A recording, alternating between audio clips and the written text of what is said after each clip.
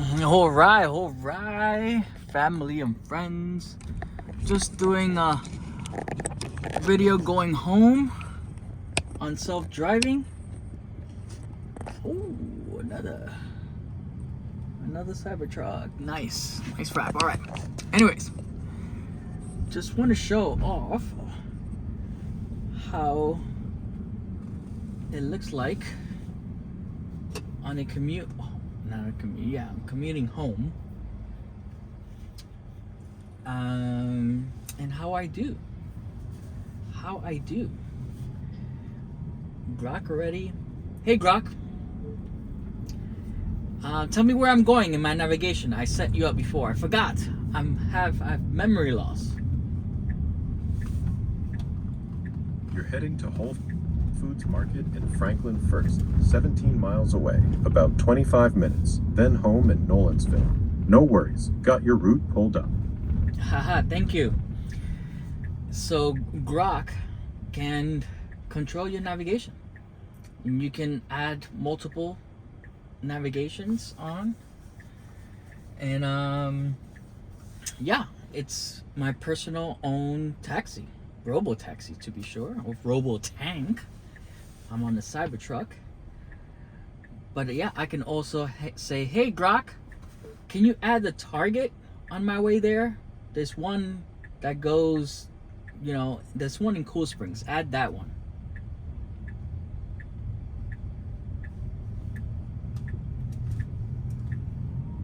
Added Target in Cool Springs as the next stop on your route to Whole Foods.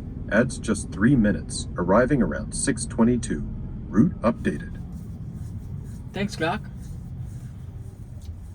You're welcome. Safe travels. See you later. And it cancels itself. So with Grok, you can adjust your navigations. I can even tell it, hey Grok, cancel that target route, and it will take it off. Hey Grok, cancel that target stop, but continue to Whole Foods and then my home.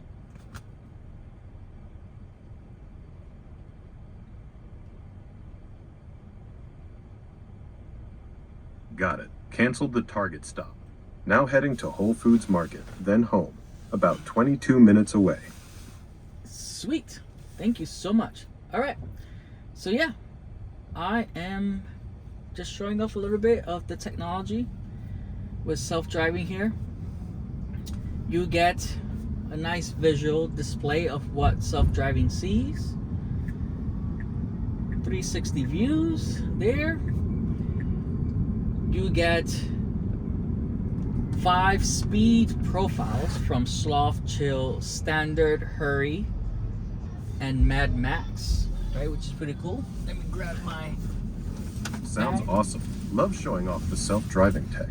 Those speed profiles from Sloth to Mad Max make it super versatile. Oh yeah, can you explain to my audience the differences between them? Sure, here's the rundown on those full self-driving speed profiles. Sloth drives at or below the speed limit. Chill sticks to slower lanes with minimal changes. Standard matches normal traffic flow. Hurry goes faster with more lane changes. And Mad Max pushes even quicker with frequent swaps. You can switch them via the touchscreen or steering wheel scroll. Thanks for the explanation. You're welcome. You see how FSD self-driving let that guy come in so he can go into this is Whole Foods right there. That's amazing. That's FSD just knows how to be courteous to others. It is very good at thinking ahead. So right now here, I'm going to have to merge into the middle lane, and then it's gonna go straight a little bit and then go left so I can get on the highway as shown here, right? So that's that. Speed profiles are good. On speed profiles, I generally stay between Standard and Hurry. Standard, it's very good if you want to just stay within the speed limit. well, not over speed. I think the most you get is like go 5, sometimes 7, but mostly it stays 5 over the speed limit. Hurry goes between 5 and 7 over the speed limit. Mad Max can go 10 over the speed limit. You kind of don't want to be there. But yes. So yep, not touching the steering wheel. Now, I will say this.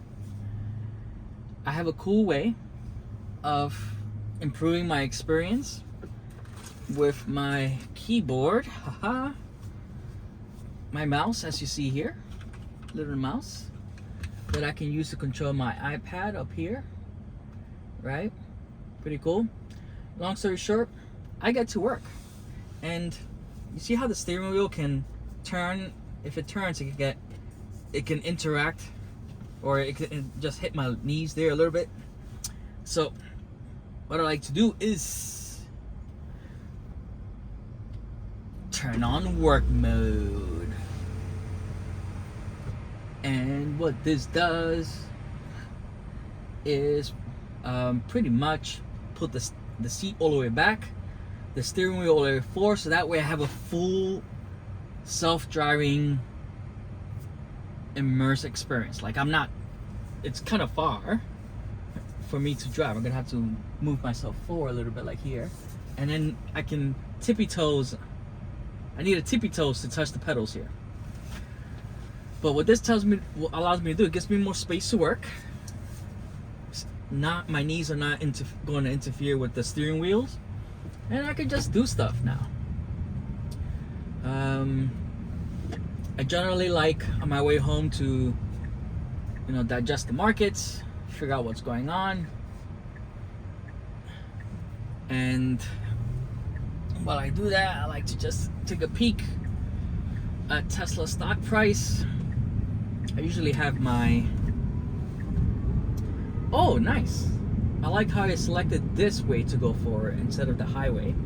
I prefer going on the highway on this way instead of going there, because this is usually packed, and then I have to merge anyway to the far right lane. So this is a much better experience. Thank you. I wish I can talk to you full self-driving, although Grok will later be integrated more with the car, where you can talk to it and control, have the, say, hey, go right here, go left here. Right now, Grok can't do that. It's only pure navigation controls. It cannot even be used to increase the volume of your car, show you specific screens. Like, not yet, but that will get there. Tesla said that's coming. Definitely coming. So yeah, I mean, I don't know what else to show you. It's driving itself. I'm going home. I could work. I showed you Grok. This is just me, a normal dude, showing you what a normal person like me can use in this technology that Tesla has to offer everyone who buys a Tesla, not just this Cybertruck, but a Tesla. Now, you might be asking, Brian, what gives you so much confidence to, like, sit this way, hands away from the steering wheel, feet so far back, Three reasons, really quickly. One reason, I've been doing this since 2019, and I've seen this technology go from poop to extremely, extremely helpful. So, not only that, I have over most of my miles that I put in this car, it's on self-driving. It says 92 there, but Tesla started recording my miles on their self-driving 3 months after I bought the vehicle, after I bought the Cybertruck. So that's that. But I am like 99% using self-driving, even to go get milk. So I use it all the time because I've learned that even in local roads, I need it. It's very helpful. People do stupid things, animals come out of nowhere, and self-driving handles it all. Reason number 2, purely a statistical one. right? Tesla released data that it's much safer to drive under full self-driving. It's its own full self-driving than you driving one. I'll let Grok explain that. Hey Grok, can you tell my audience here why is it safer to drive under full self-driving in the Teslas versus someone doing it themselves? Can you highlight what Tesla's stats on those?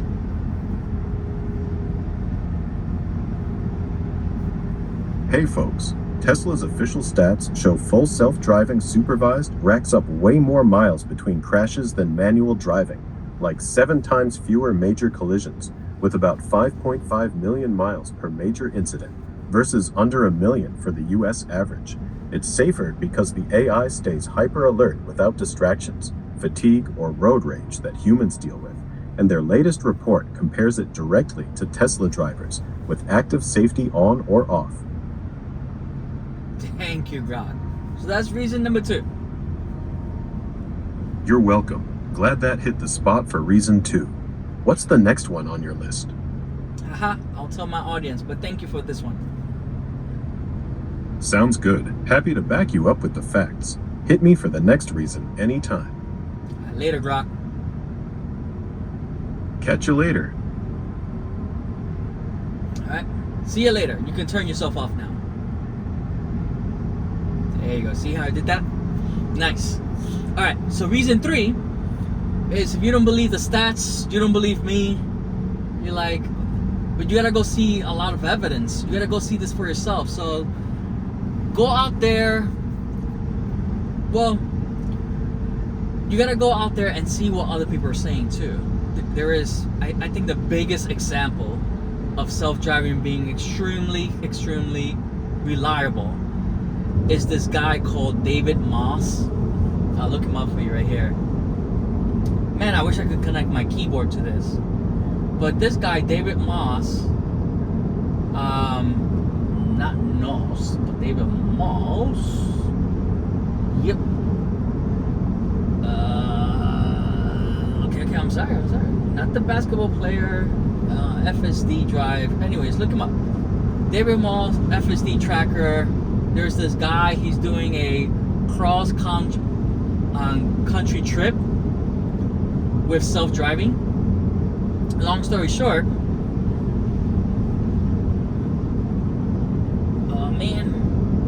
long story short is he drove all the way from west to east coast in the US. West to east, I think he did it from Los Angeles to New York. Can't remember the cities. And then he also did it again in Canada, I think from Vancouver to like somewhere over here. And now he's doing one again from Miami, or actually the lowest point in Florida to the highest point in Alaska, or wherever he can go in Alaska. And it's insane because he did it without touching the steering wheel. That should be enough proof for anyone and everyone to rely on self-driving, right? And it's amazing. It's amazing technology, right? And he's doing the Florida to Alaska one with hardware 3. Hardware 3 is the earlier version, the prior version, the current hardware version of AI that Tesla is using on their current vehicles. And the reason he's doing that is because Tesla released an update for that hardware version to bring it at par with the current hardware 4 performance. And it's amazing. It's purely amazing. So hardware 3 people, that's awesome. You can buy used Tesla with hardware 3 and get similar performance. Now, I will say this. Hardware 3 versus hardware 4, I think the biggest difference would be reaction time. So if you want the best reaction time, just buy a new Tesla, man. And I think that reaction time becomes important for anything that requires it. You know, in the highway speeds, if somebody's going to try to hit you, you want your car, your version of self-driving to react as fast as possible, right? Or some kid gets in the middle of the street while you're driving locally, you want that car to react so much faster. You could avoid hitting the child. Right, so that's why we'll go with hardware 4 than hardware 3, and that's any Tesla after 2023. Buy any Tesla after 2023, and then you should have hardware 4. Anyways, yeah, I'm just here. You can fast forward. Car's driving itself. I haven't touched the steering wheel. I'm very comfy. I feel like it's on my own robo taxi. Life is just good. Life is good, guys, if you have this technology. And you know what I started doing too? Taking naps. And I could do that with glasses like this. Sunglasses. This one, you see how it has a green tint to it? It's an infrared blocker. So the Teslas have these in-cabin cameras that will monitor your eye movements and your hand positions to make sure you're paying attention, because technically it's still a supervised system, which means you have to pay attention. But because I have so much confidence in the system, I'm gonna say the hell with that. I want to use self-driving today in the way I feel is comfortable using it, because I have so much confidence, especially for my route. Now, you might be asking, what if something happens? You're like, yeah, I know something could happen. When you get a Tesla, what you want to do is, vet your route, your commute route, or the majority of all your drives happen locally, right? I'm so sure there might be one edge case or two that Tesla needs to train. In your situation, not every edge case has been solved yet. So when you buy a Tesla, in your first few months, you keep your hands close to the steering wheel, your feet close, of course. Don't be like me. Don't be a hero like me. You're gonna, your first few months or weeks gonna be like, oh my God. You should be very attentive. Pay attention, right? But in my route, I'm very confident to take naps, and I do that with this because the infrareds blockers don't let the lasers from the infrared cameras see my eyes. Now you can do that you can use regular sunglasses, but in low lights, the infrareds will get in. In bright lights like now, a regular sunglasses would do, but I just still have these in my car to use regardless. And for night driving too, I use these, and it won't get in. The infrareds won't see my eyelids, because I can just rest them. Now I can't put my seat all the way back. I actually have a mode called Z mode. Yeah, it kind of puts my seat a little bit more back. It just rests it more back like this, leans it back, and I'm just like relaxing more. But with what's allowed, I found the right seat position that it won't bug me. Because if I'm slouching and I'm sitting like literally sleeping like this, it's gonna catch it. Watch.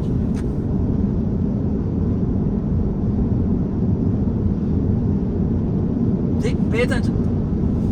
Pay attention. You see? You get this signal. It's gonna say pay attention. So if you like go to REM sleep, it's gonna start not liking you for it.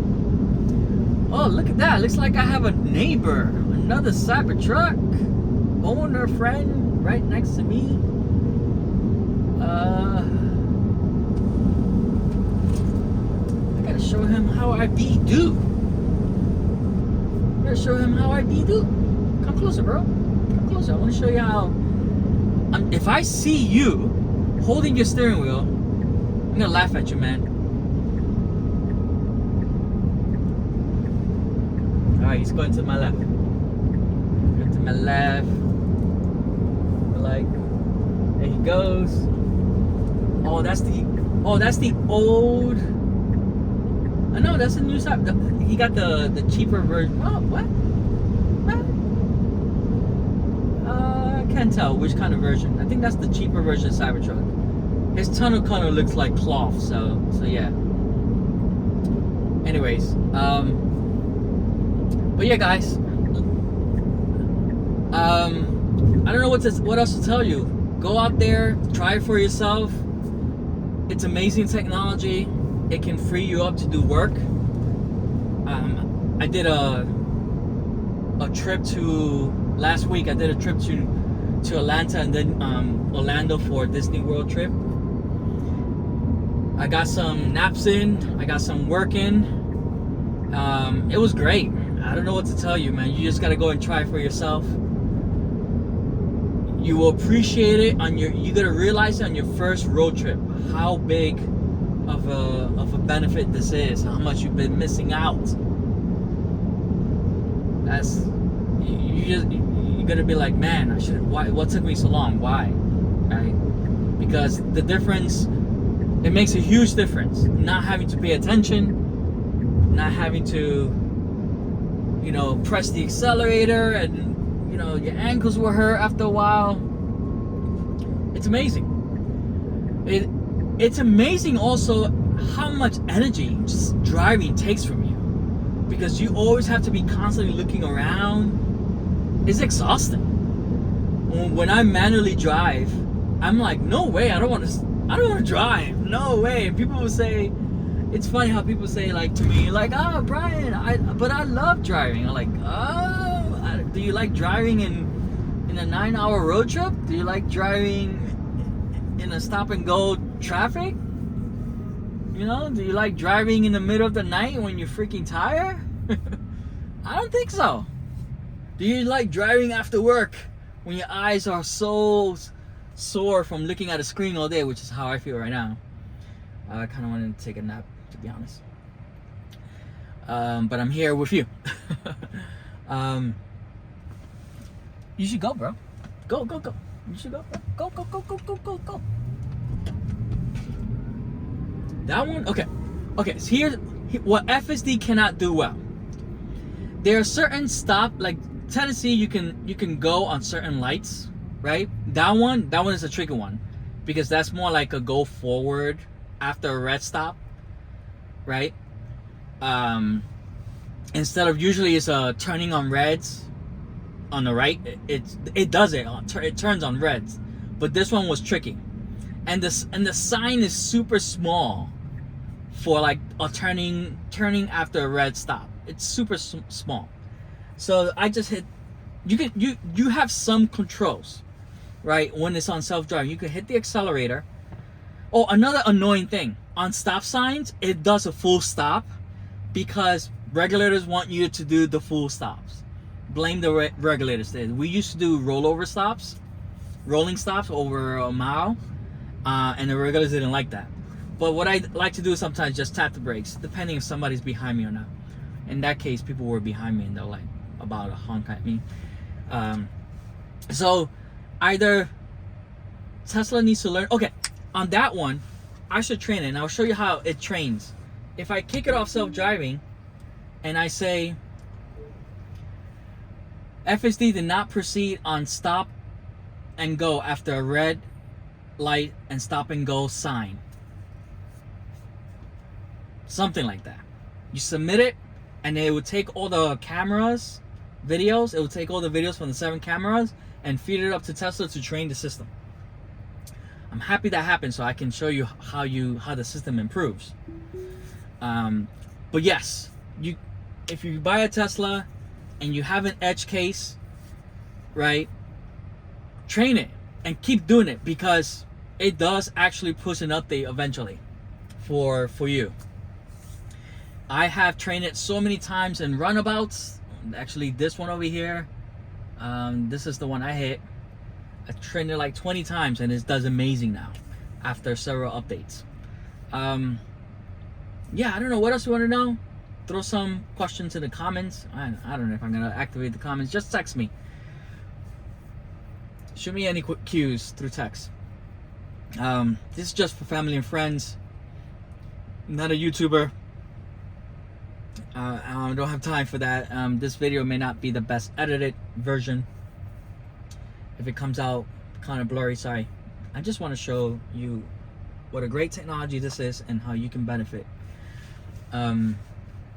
But yeah, okay, what else do I need? Okay, we're almost at our destination. I want to show you how it parks. Now, parking is something Tesla needs to improve on.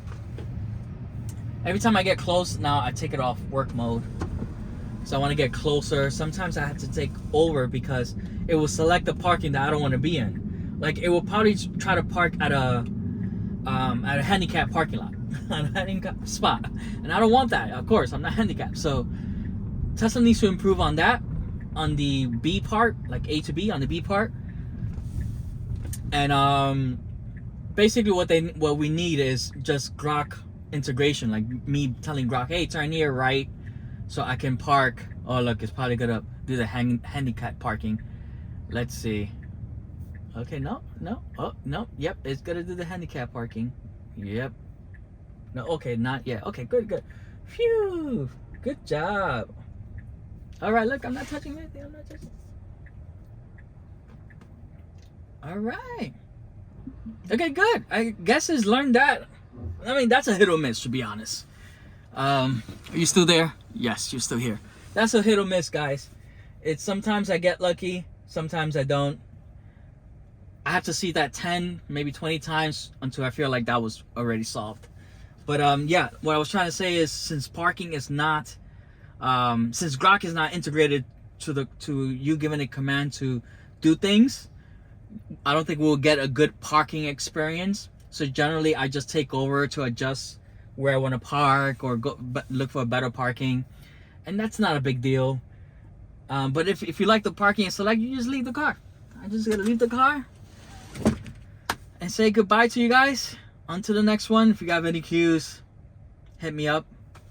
Go demo it. You don't know what you're missing until you are actually behind the steering wheel. You just gotta be behind it and try it out. Any Tesla center you go to, sign up for a demo or just do a walk-in, and they're like, hey, I just want to try the self-driving on anything, the Model Y or the Model 3. Just try the Model Y, and then hit a destination, you press start self-drive, and you're off. You don't have to touch the steering wheel. All right? Tell me how it is once you do try it. See ya.